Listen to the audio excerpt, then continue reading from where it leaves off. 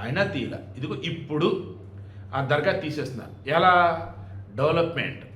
Development లేకపోతే తీసేసేవాళ్ళు కాదు. తీసేసి ఎక్కడ కూడా ఏమాత్రం ఇబ్బంది లేకుండా ఆ దర్గాని వేరే చోట పెడుతున్నారు. ఎందుకు? క్రైస్తవులకు కానీ ముస్లింలకు కానీ ఈ స్థలానికి సంబంధించేసి వాస్తుకు సంబంధించి వాళ్ళు ఏం పట్టించుకోరు. వారికి సంబంధించి చర్చ్ ఎక్కడైనా, దర్గా ఆర్ మసీద్ ఎక్కడైనా అంటూ ఉంటారు. ఎమ్యూనిటీస్ కల్పించాలి అంతే. ఓకే. ఈవెన్ ఈ బాబర్ మన అయోధ్య రామ మందిర నిర్మాణానికి ముందు కూడా బాబ్రీ మసీద్ అప్పుడు కూడా ఇదే కదా. వాళ్ళకి వేరే చోట కేటాయిస్తే ఇబ్బంది ఏం లేదు. ఎందుకు? ఆ ప్లేస్ వచ్చేసి రాముడిది అన్నట్టు. సో విషయం ఇప్పుడు నేను చెప్పేది అసలు ఇక్కడ ఈ హజరత్ బాబా కాజ్వీ అనేది ఏదైతే ఉన్నదో, ఆ సమాధి ఏదైతే ఉందో, దర్గా అంటే ఏదైతే ఉన్నారో, అతను ఎవరు ఏంటంటే క్రాస్ చెక్ చేసుకున్న తర్వాత హిందువులు వాళ్ళ వల్ల కావట్లా.